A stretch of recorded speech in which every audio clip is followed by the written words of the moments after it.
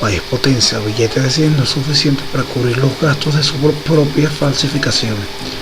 El Banco Central de Venezuela, BCV, ha decidido restringir los datos sobre la variación de los precios a medida que la escalada se recrudeció a comienzos de este año. A raíz de ello, la crisis de la inflación que atraviesa Venezuela ahora se ha visto agravada por la falta de información oficial. Uno de los ejemplos más literales sobre la pérdida del valor de la moneda está justamente en sus propios billetes, que actualmente no alcanzan ni para pagar su propia falsificación. Como por ejemplo, en la zona universitaria de Caracas, una fotocopia doble faz a color cuesta 50 bolívares, lo mismo que la segunda unidad de mayor denominación del país.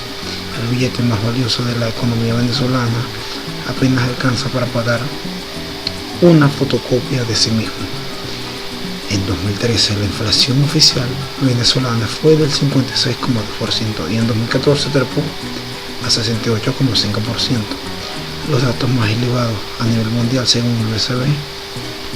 La incógnita radica en el periodo de enero y abril, que todavía no se dio a conocer. El gobernador opositor Enrique Capriles afirma que solo en los primeros 4 meses del año ronda el 50%, según información que dice manejar de la entidad oficial.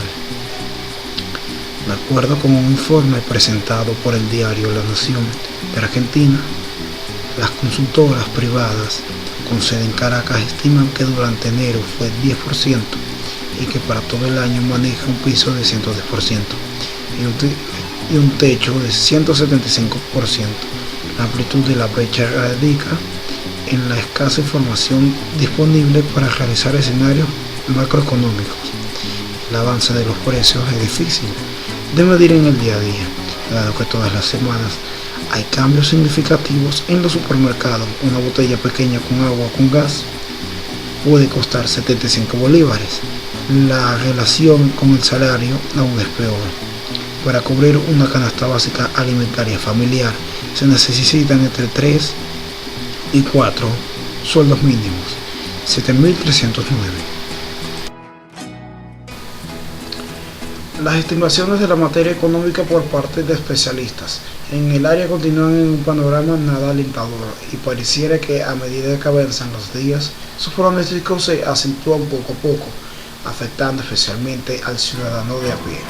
Ricardo Hausmann, docente de Harvard, conversó con CNN en español entre las evaluaciones que hizo a la crisis de Venezuela. Resaltó que el 2015 será el peor año en la historia de nuestro país y de mayor deterioro en el aparato productivo económico. La situación económica es una crisis hecha en Venezuela. Esto no tiene nada que ver con el sector privado. Con culpar a Barack Obama a la caída de los precios del petróleo simplemente es un desastre y el presidente Nicolás Maduro tiene la incapacidad de hacerle frente. El analista económico estima que la caída del Producto Interno Bruto será superior al 10%, por encima de lo registrado del año pasado. Será la peor recesión de la historia de Venezuela. Ningún país petrolero tiene esta catástrofe. Esta crisis no fue hecha en los mercados financieros internacionales, fue hecha en Venezuela, dijo. El especialista señala que en enero el titular de Miraflores se fue por 15 días de viaje y no acudió al Fondo Monetario Internacional o al Fondo Mundial.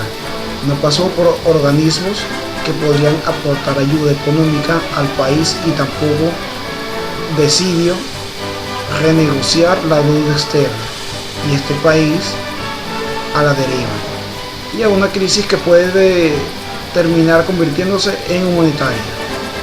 Luis Vicente León, economista y presidente de Data Analysis, aseveró que si el gobierno no toma medidas urgentes de un ajuste cambiario racional, el país va como una locomotora a 4 dígitos de inflación en 2016. En su opinión, el elevado precio del mercado negro es debido a la manipulación al modelo eco-punitivo en el vivimos y a la caída de ingresos petroleros, pero los lineal pensantes de ambos lados, un fenómeno factorial es demasiado.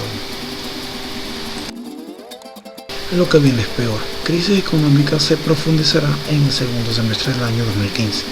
El economista Ricardo Penfold aseguró que la crisis económica venezolana se profundizará aún más durante el segundo semestre del 2015, lo que traería como consecuencia un decrecimiento en la actividad económica y una mayor aceleración de la inflación, además, por supuesto, de una gran devaluación del bolívar. Penfold dijo que para el cierre del segundo semestre del año, el país tendrá una contracción en su crecimiento, parecida a la que hubo durante la crisis financiera de 1994 y 96 en el segundo gobierno de Rafael Caldera. Además, no cree que la cifra del Producto Interno Bruto, cantidad de bienes y servicios que produce una nación en 12 meses, se recupere y pronostica una caída de entre 4 y 5 puntos. Hay una misma disminución del precio del petróleo que obliga a un ajuste fuerte de la cuenta corriente y de las importaciones.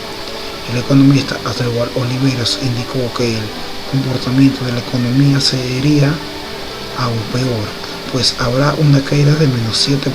La restricción de divisas es muy fuerte y no solo afecta a los bienes finales, sino toda la disposición de materia prima y bienes intermedios para la industria. Añade que además hay una desaceleración importante en otros sectores que imprimen dinamismo, como la construcción y las empresas básicas, como por ejemplo la minería, que se han visto afectadas. Solo la banca, el sector de telecomunicaciones, cuyo efecto multiplicador es muy limitado, tendrá comportamientos positivos. Contexto internacional. Cada día observamos cómo es necesario que los gobiernos se concentren en consolidar una buena política de comercio exterior en pro de actuar positivamente en los escenarios internacionales que les favorezcan, ayuden a su desarrollo, en el intercambio que les genere beneficios en su economía, en el logro de una buena integración y alianzas, la importancia que tiene el buen desempeño en las relaciones internacionales, en el desarrollo político y comercial. Cultural es fundamental hoy en día para alcanzar el desarrollo integral de las naciones. Actualmente no hay nación en el mundo que pueda considerarse autosuficiente y que no requiera del apoyo del resto de los países. Incluso hasta las naciones más ricas necesitan recursos de los cuales carecen, y por medio del comercio exterior y los acuerdos internacionales logran suplir sus necesidades y carencias en otras zonas. Las relaciones internacionales hacen referencia a la disciplina académica que trata sobre el estudio de los asuntos extranjeros y de las grandes cuestiones del sistema internacional.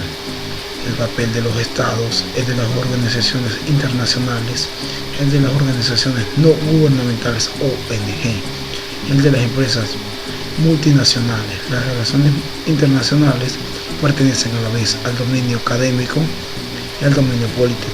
Ellas pueden ser estudiadas bien desde una óptica positivista y desde una óptica normativa, y ambas buscan analizar y formular desde las políticas internacionales de los países. Si las relaciones internacionales pertenecen históricamente al dominio de la ciencia política, el acento está cada vez más en el dominio económico a través de la economía política internacional desarrollada desde los años 70. Sin embargo, otros campos académicos son igualmente concernientes: el derecho internacional, la filosofía, la geografía a través de la geopolítica, la sociología, la antropología, etc.